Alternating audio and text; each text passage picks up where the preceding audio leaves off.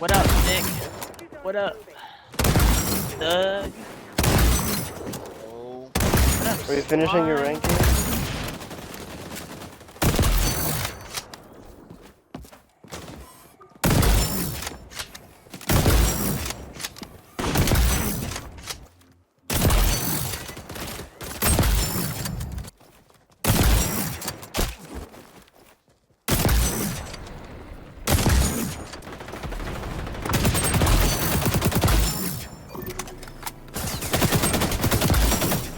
It's the big ass. It's just the, like, it's too heavy. Oh. Oh, please spawn here, please spawn here. Oh! Yo, what's going on, everyone? Big Z here, and as you can tell, today we are back on XDefiant in the big 2025. And believe it or not, at one point, this game was considered to be a Call of Duty killer. But if you've been in the gaming scene for quite a while, like I have been, you've probably seen dozens of games with this title. And unfortunately for XDefiant, it didn't even last a year. It barely lasted 6 months before it was announced it was getting shut down. But I believe it was around October or November where the lead head of the game, Mark Rubin, announced that the game would be shutting down. Then I think about a month later, they released their final update, Season 3. And actually playing that update when it came out, they actually just took a bunch of stuff that they were working on for like Season 4 and 5 and they just threw it all together for one just big season because it was their last ever update for the game. Now, fortunately, they had some like really cool stuff planned. I don't know if I'm going to get the map in this video, but there's this one map. I don't know how to describe it other than like a Nintendo map, and I feel like you're going to know what I'm talking about when you see it. And now at the time I'm actually recording this, we have just about 4 months until the game officially gets shut down, which I still am personally pretty sad about because I actually really liked this game, and for as much glazing as this game got when it was first coming out, I think given the right tools and opportunity, it could have at least competed pretty well with Call of Duty. Dude, am I not gonna find a game either? Because the way I think about it is like, imagine Black Ops 6 right now. Like, it's probably not in the greatest spot, and we're only in like halfway through Season 2. Season 3 is not even out yet. So it's like not really fair to judge the whole game. And this game only got not even 3 seasons, because it was shut down before Season 3. It had 2 seasons of content, and then it got completely axed, which is really unfortunate. But I think somewhere deep inside, a lot of people saw this coming, because apparently Ubisoft has a track record of this. If it just isn't Rainbow Six Siege, then the game just isn't going to be out for very long, or at least well received or just taken care of. And it's really sad that I don't feel like this game got a fair chance. Like, it really did just get shut down in 6 months.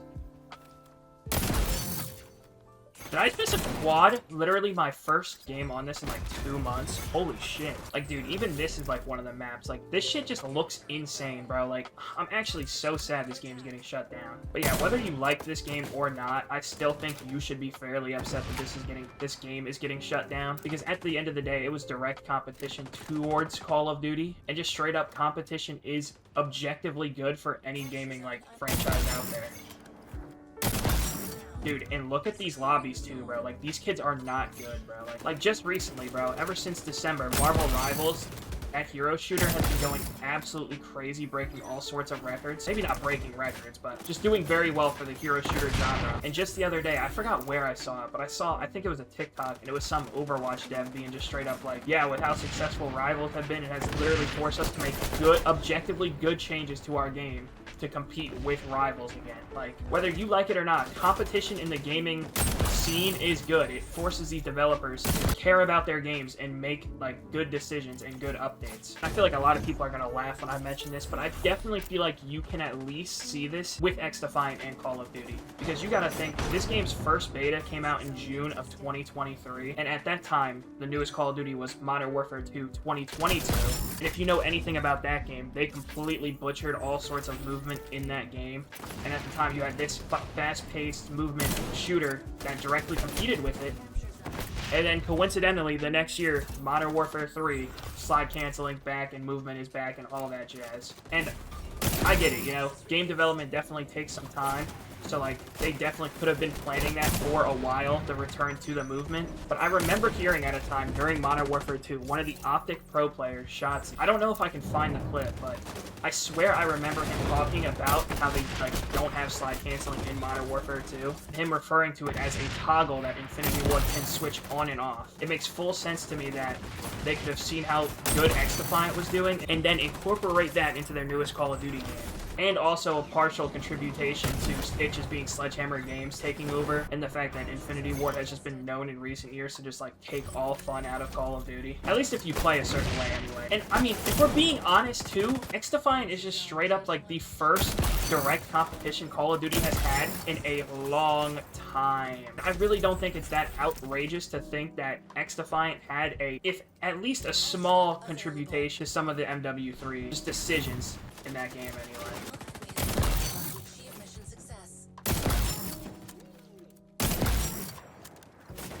Oh, this map is actually so good for like clips too. Like, or I know like sniping clips in general just aren't like really that popular anymore, but this map it's just really good.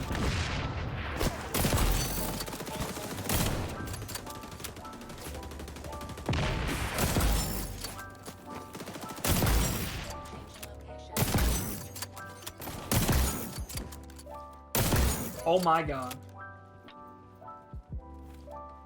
That could have been a 6-on. Oh my fucking god, that could have been a 6-on, dude. But now here comes my next topic. What this game did wrong, in my opinion.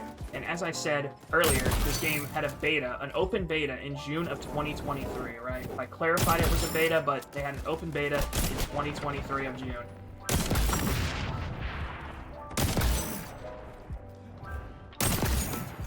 I fucking love this game, bro. But, dude, I fucking love this game, bro. No skill-based matchmaking. I'm gonna glaze it one more time before I go into what this game did wrong, in my opinion. But, dude, no skill-based matchmaking is so fucking beautiful, bro.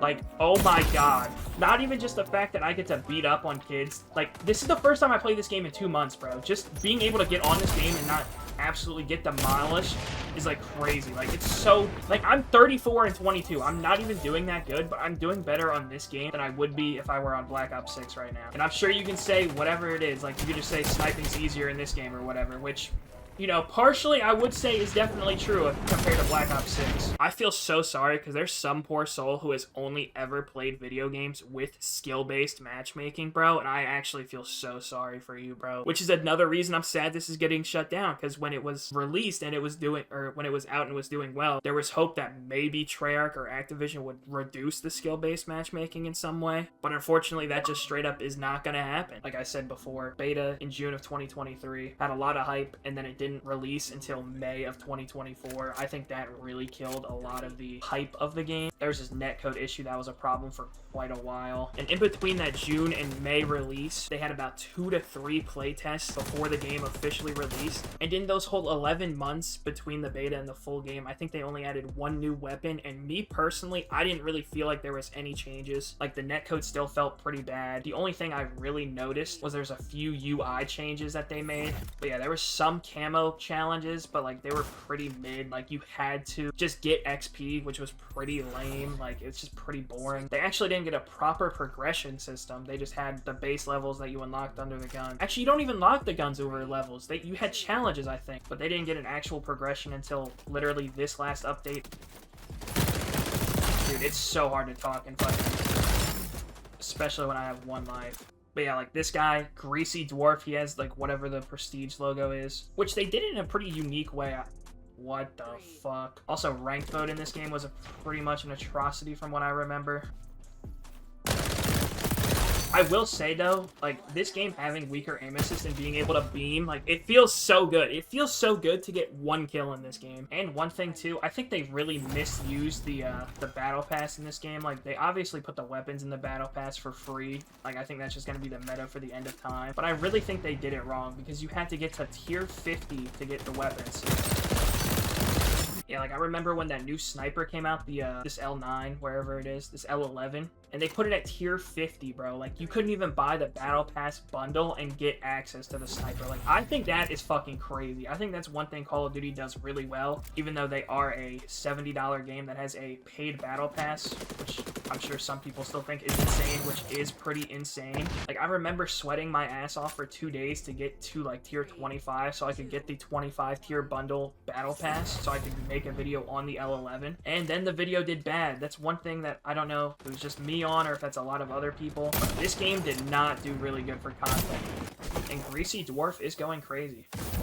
Does Greasy Dwarf clutch this? I guess because I would just imagine he would want a UAV in this situation. That's another thing people didn't really like, was there's no kill streaks, which I don't know. I kind of see it. I kind of don't see it. Also, Bomb taking a little bit to release too didn't really help it. Well, we lost. I went 15-8. I don't think that's that bad considering I don't really play Search and Destroy like that anymore. Helped present. This was also something that was really funny when the game released too. When you have someone do bad on your team and they would just get these funny ass cards. Helped present. I remember one. There's one that's titled just Ran Around. But yeah, quick little TLDR. I feel like a lot of these games that are hyped up that inevitably die off, like Splitgate's one that comes to mind. I feel like sometimes there's some things that these studios just can't really do. Like, I just don't think Splitgate was like really just had anything from the beginning to keep people engaged long term. I think the opposite of that for XDefiant. I think partially was Ubisoft's fault for obviously not giving it a chance. It gave it 6 months, which is fucking crazy. But also, I feel like they could have done more. Like, this game should have launched with a better netcode. It should have launched with more progression. It should have launched with better camo challenges. And it's just really unfortunate because I do like this game, and I think the competition with Call of Duty was for the better. Some people are saying right now Black Ops 6 is one of the worst Call of Duties, like, and I don't think that is an entire coincidence of their lack of competition. You're not going to get this type of gameplay experience anywhere else. Sure, they can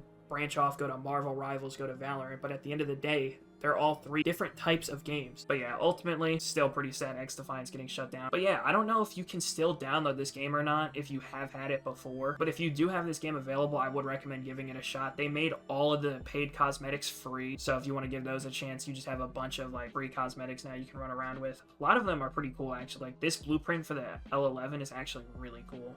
I think they did something to the stats in this game. I think with the game getting shut down, they kind of just reset all of them because it says I have a total of 2 hours played, which is wrong. A total of 30 matches played, or 23 matches played, excuse me.